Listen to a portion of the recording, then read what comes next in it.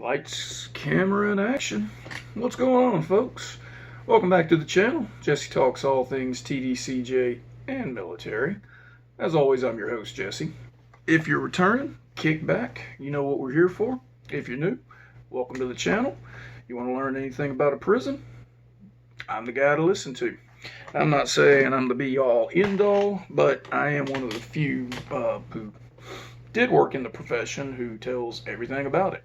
Check out the archives. What are we here for today? Well, it's Sunday. I'm here for you guys. I want to do a little Q&A, do a little story time, and tell you guys about a milestone. The milestone, I'm too excited. I don't want to wait till the end. I've officially surpassed the 18-year mark military service. Well, what does that mean?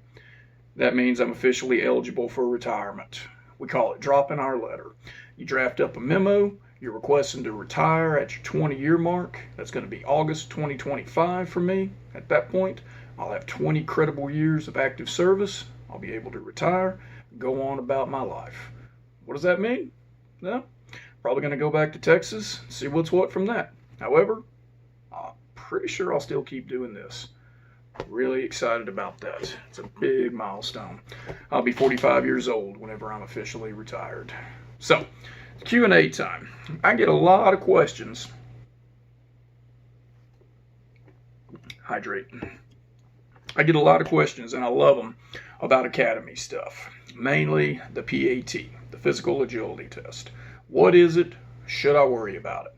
Well, it's not a physical fitness test, for one thing. It is what it says it is, physical agility test. Yes, it's a little bit tiring. Yes, you will get winded. When I did it, this is 10 years ago. When I did it, we ran a particular distance. We ran 3 laps around the square of the parking lot at the log cabin. I don't remember if it was timed. I think the distance might have been 1 lap around a high school track, which is a 1/4 mile, I think. Next up, we did a series of push-ups. I don't remember how many. I guess it was just to make sure you had a little bit of arm strength. Females, I don't remember if y'all were able to go down to your knees. I could be wrong. I wasn't paying attention. I was there for me.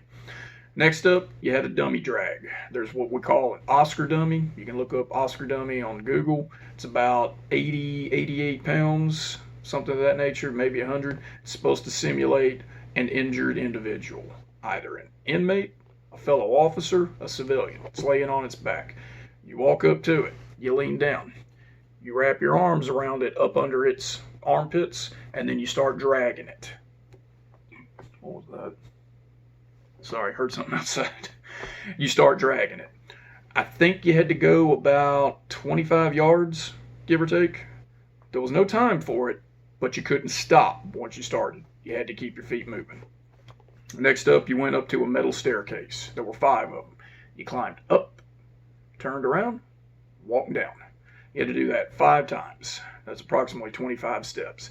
That's to simulate climbing up the stairs, which are everywhere in TDCJ facilities. Also staircases to get up in the picket. Next thing you went to a metal ladder that was mounted on a wall. I don't remember how many rungs there were. You had to climb up and climb down. You had to do that at least 5 times. Reason being for that, the way to get up in the pickets, the long, tall towers that kind of make it look castle-y, like a medieval castle type thing. You don't go in, push a button, and get on an elevator. No. You go in, you shut the door, it locks. You climb up the staircase. At the end of the staircase, there's a ladder. You climb up the ladder, you open up the hatch, you secure the hatch once you get up inside there. Then you're in the picket. The way you get stuff in and out of there, there's a bucket with a rope. You lower the rope all the way down with the bucket attached to it. Supervisor would put the equipment in there. Weapon, ammo, keys, poster, anything that needed to go in there. They put it in that bucket. And the CO, just like drawing water from a well, I know we don't really do that anymore, but you've probably seen it in movies, would pull the bucket back up to them, and they get their equipment. They're locked in. Supervisor was the only one who could let them out. Like, well, what if there's a fire? How do you get it? I never had that happen. I only worked those pickets during the OJT process because I was a SEG boss. I was in the prison that was inside the prison. In a prison. I guess you had to shimmy down the rope. I don't know, unless you wanted to jump about, I don't know how tall those pickets were, 100, 150 feet, something like that. They're different for every prison. But yeah, you'd have to scamper your way down that rope, I guess. So that's what it is. I don't remember anybody failing it. I think people did. I don't know who would have. So if you're concerned about it, all you got to do, if you have a doctor, go check with your doctor. Get yourself on a physical routine. Or if you know yourself, Google search just a basic fitness regime. They're all over YouTube. There's guys and gals who have phenomenal workout routines. I do a few of them myself. I use a kettlebell. It's good for my back. It's good for the shoulders. You can look that up. Get yourself started on one of those. Start at least, if you're a new hire, start at least 6 weeks before you're getting ready to go to the academy. The academy is physical, but it's good physical. Hydrate again. All right. I had somebody ask about could they have their phone in the barracks. I went to the Huntsville Academy. I don't know about any other academies around. I don't know policies and procedure. What I know is from 10 years ago. We couldn't have our phones in the academy. You had to leave it in your car. When you got a break, you go out to the parking lot, go to your car, take the phone, send some text messages, make a call. You were supposed to stay within arm's distance away from your vehicle with that phone. You were not supposed to walk around with it. That was at the academy. At the barracks in Huntsville are in a condemned college dorm building. They're at Sam Houston University. It is technically state property, but it's not on TDCJ grounds. We were allowed to have our phones in there. Now, I would go to dinner at the Walls Unit, which is just a quick walk down the road. Better not have that thing in your pocket. If you do, turn around, take it back, bury it somewhere. Don't get caught trying to bring a phone into one of those facilities. I understand a lot of the units. Stiles started doing this not too long after I resigned from it. A lot of units started doing in-house training. Instead of going to, they call it pre-service training. Instead of going to one of the pre-service academies, whatever unit an individual's hiring on, let's say it's Palestine, they're going to do their training at the actual unit that they're going to be working at. You're going to park your car in the parking lot. You're going to go in the building. You're going to meet with the trainer and go from that. You will not be able to bring your phone into the building unless specifically stated by the unit. I can't imagine any prison allowing cadets or officers to bring it in unless it's been authorized through the warden, through security, yada yada, but not just to have. So, if you're doing one of these academies that's going to be at one of the local units, no, you will not be able to bring it in. If you're staying at Huntsville and you're staying in that building, God, I hope that thing's been torn down and they're staying somewhere else. We were able to bring it in. Beating a dead horse. Cool? Got it. Got any other questions? Let me know. I'll answer as best I can. Story time. All right. This was an example of how night shift can screw over day shift, and in turn, how day shift can screw over night shift. Basically, if one shift doesn't do their job, the inmates are going to take it out on the next shift. Happened all the time. This is a particular time in that. This day, got assigned to work Delta Pod. Me, 2 other officers. One on the picket, 2 of us on the floor. I remember their faces. I'm sorry I don't remember their names. I'm very bad about that. I didn't know this at the time, but to keep this from being too long and drawn out, night shift screwed over the pod. All right. I wasn't popular in D-pod anywhere. I wasn't popular anywhere. Hell, I'm barely popular on here. There was a cart that would get pushed in for the food. You were supposed to plug the cart in. The cart would turn on. It was supposed to keep the food at a constant 165 degrees, basically like what a dehydrator would do. It was supposed to keep it warm, but not actually cook the food. That way they're not getting cold trays. The problem is, if you took too long to serve the trays, now the food's getting hotter and hotter and hotter. That's what had happened. It wasn't uncommon for us to go relieve the night shift, and night shift had just finished serving trays. A lot of times the chow hall would be slow putting that food out. In this particular instance, they weren't. The chow hall was on time.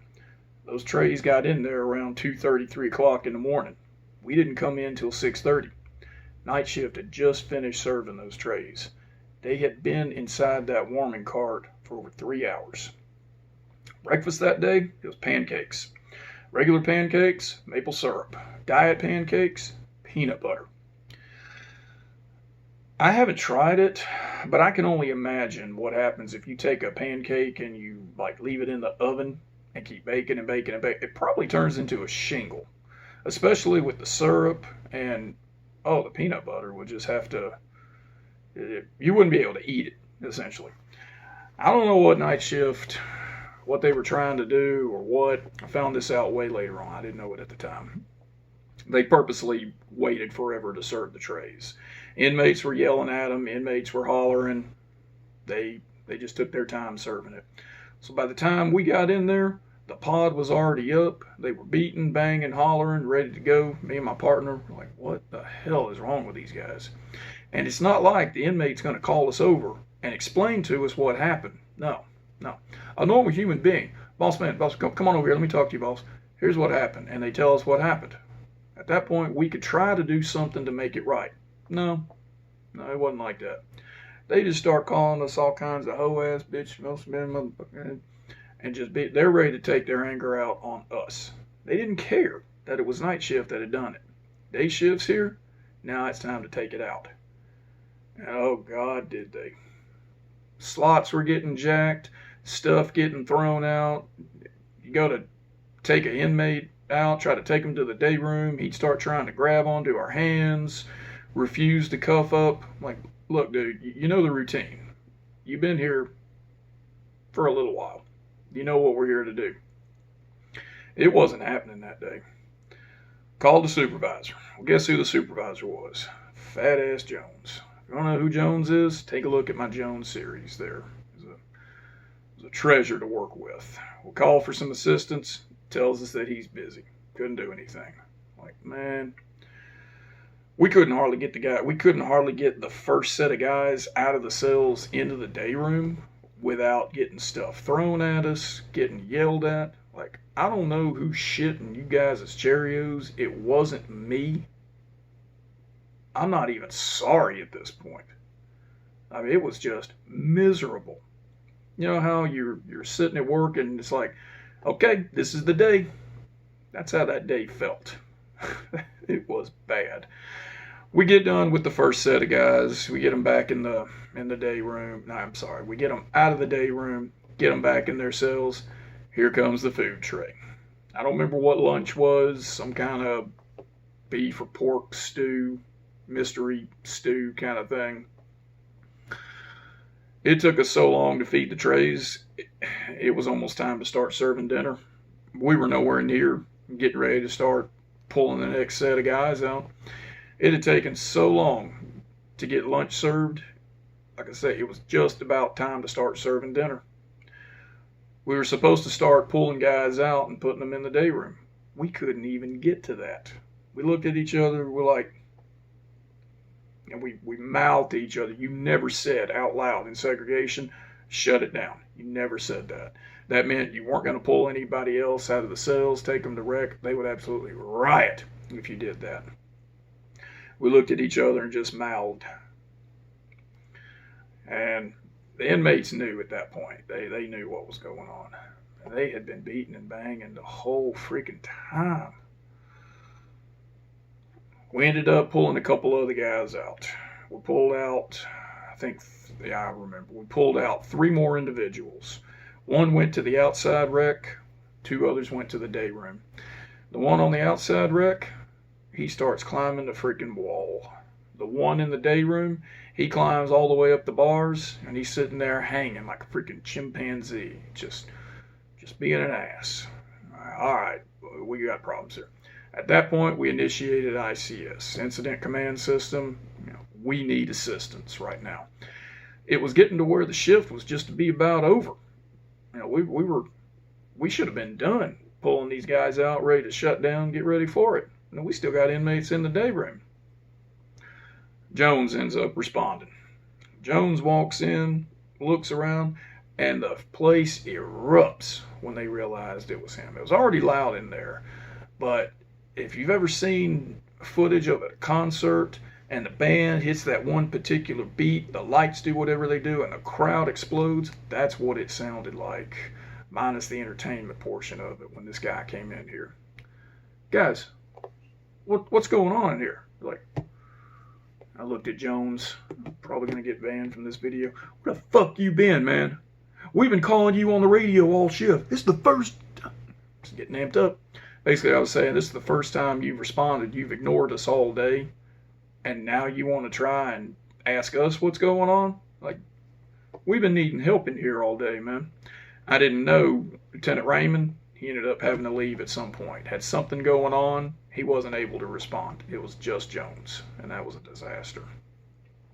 He says, whatever, we got to fix this. Goes and starts trying to talk the inmates down out of the cages. Inmates ain't coming out. They're hanging up on the bars, ready to go. This went on so long, night shift had already gotten there, and the night shift supervisors ended up responding to Depot. She was a sergeant. I don't remember her name. I remember her from the academy. She was in a couple of classes ahead of me. Basically, as she was getting ready to graduate, I was starting. So we ended up seeing each other periodically, recognized each other's faces. She walks in, looks at me. I looked at her. I just kind of looked at the ground. She knew what was going on. She knew Jones. She starts climbing up the freaking bars to talk this guy down. They ended up doing it. Once she started climbing the bars, he starts climbing down, and she's able to talk him out of it. We get ready to start walking out. And as we're walking out, we were on the other side of, drawing this out like you can see what I'm saying. We were on the other side of the day room watching her get ready to walk this guy out. By then, the officers were already in there. It's me, Jones, her, the other shift supervisor who was a sergeant. 1, 2, 3, 4, 5, 6. There were about 8 COs in there at this point trying to get this place calmed down. By this time, the guys had started to calm down already. Their voices were raw, raspy. You know, the damage had been done. We were absolutely exhausted. Just done. Just mentally gone. And I remember as we started to walk, I looked over at my partner and I said, this is the worst day I've had here. And I heard the inmate in the cell, tomorrow's going to be even worse. I stopped and looked at him. What'd you say? Tomorrow's going to be a lot worse, motherfucker. And I looked at him. Why don't you go sit your hoe ass down? He looks at me. Oh, I don't know how much profanity I can use on it. Basically, he gave me the F-bomb, told me to get out of there. If I didn't, I ain't leaving the next day. Threatened to kill me. Wasn't the first time, wasn't the last time. This guy meant it. I know he did. I didn't work Depot the next day. I don't know who did, but I know it was rough because I remember hearing about it on the radio. Matter of fact, I was in Echo Pod, E-Pod. I was right next to it. You couldn't hear the stuff from it, from the pods. The walls were too thick. But you could definitely hear the calls for assistance over the radios. That was a particularly bad shift. And all because some damn overcooked pancakes. That's all it takes to erupt that place, man. But we got by. We got through. Folks, I hope you guys have enjoyed this video. Thank you all for sticking with me. Again, not tooting my own horn, but 18 years putting in for that retirement, put my 20, going back into the civilian world. It's a bittersweet feeling. I'm looking forward to it. If you say, Jesse, what are you going to do? I tell you what I ain't going to do. I ain't going back to the damn Stiles unit. That's for one thing. You guys take care. Stay safe. Enjoy the rest of your Sunday. I'll see you guys in the next video. Carter's out.